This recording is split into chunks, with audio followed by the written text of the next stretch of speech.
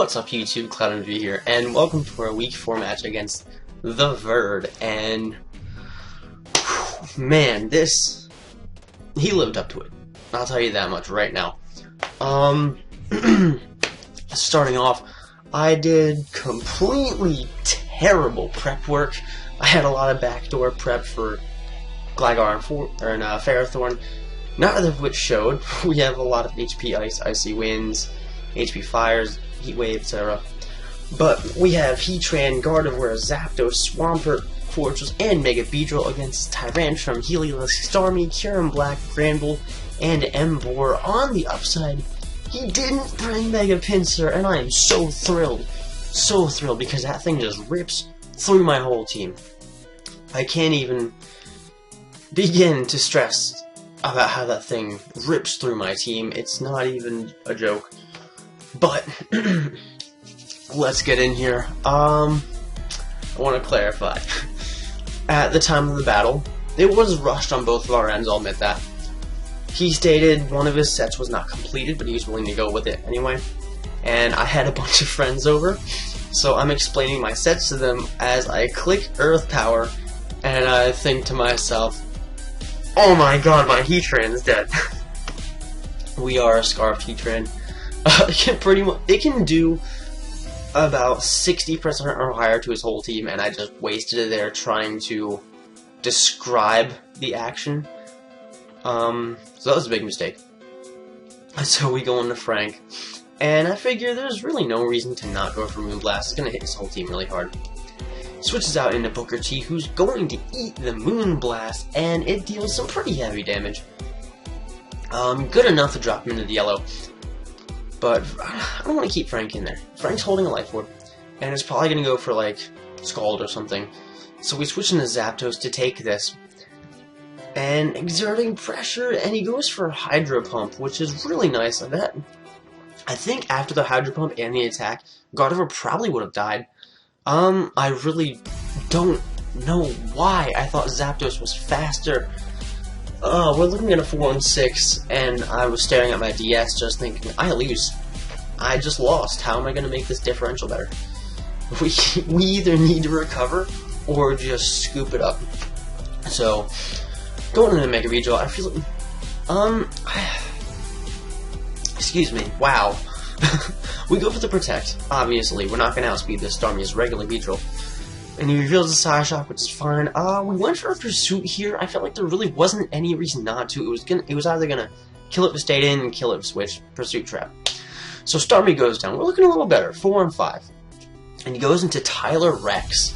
This nice, shiny Tyrantrum, and Beedrill cannot touch this thing. Even if we had Drill Run, which I took off last minute, for Pursuit. If we had Drill Run, it would have done about 80% depending on his investment. I don't want to trust that. So we switch into Swampert, who walls this thing completely. Or so I thought. Oh my god. I really didn't think he was going to bring the outrage, specifically because I have Gardevoir. But Swampert lives on like 7 hit points, thank god. We hit the Earthquake. And I figure, he's locked into outrage. I can go into Gardevoir.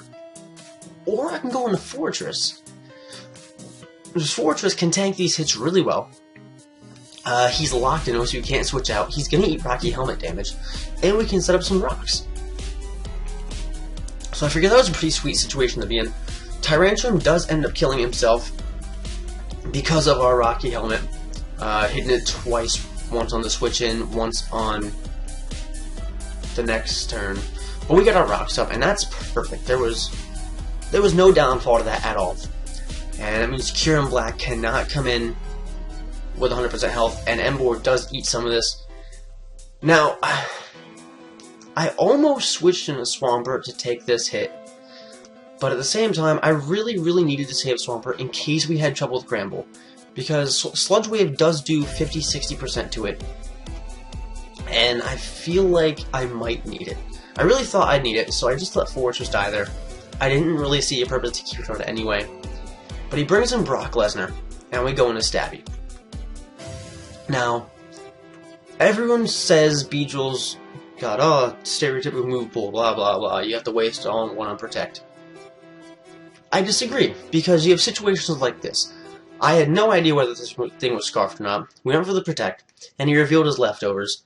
And I feel like that was perfect, because if he'd gone for an attack, that would reveal that he was scarfed, and I had to switch into something else to take that hit so he didn't just kill off Beedrill.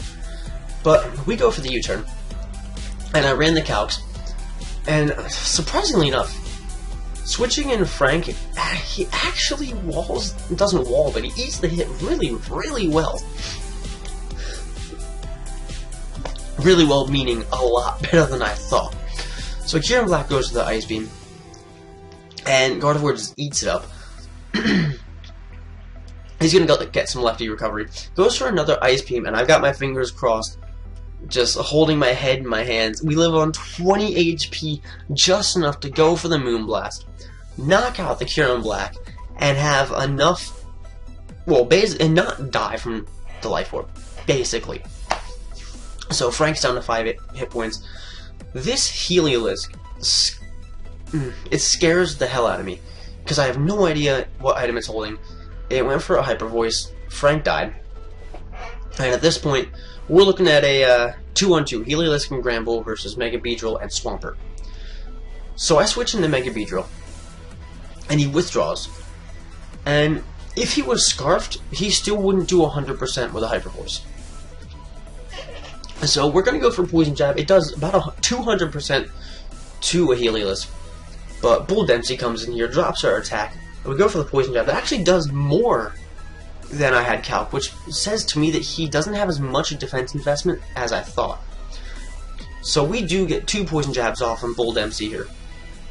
Down goes the Granbull, and I'm looking at my health thinking, oh no, that's 2 Rocky Helmet points. If he gets a good roll on this Hyper Voice and he's Scarfed, that's game. We lose.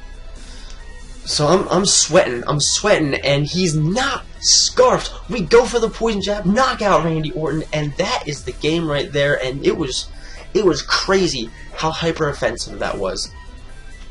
Like we were looking at a 4-on-6, just staring down the barrel, and the team just came through.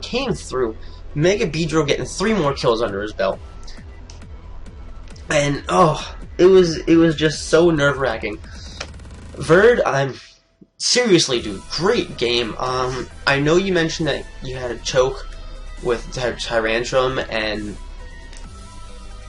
I completely understand what you mean. My whole first 3 turns were a choke, but I mean, all choking aside, man, fantastic game. I really hope I get to see you in the playoffs, and I hope you can make a recovery from this, because you're a great battler and a great team builder. But guys, go ahead and check his channel out. I'll leave a link down in the description.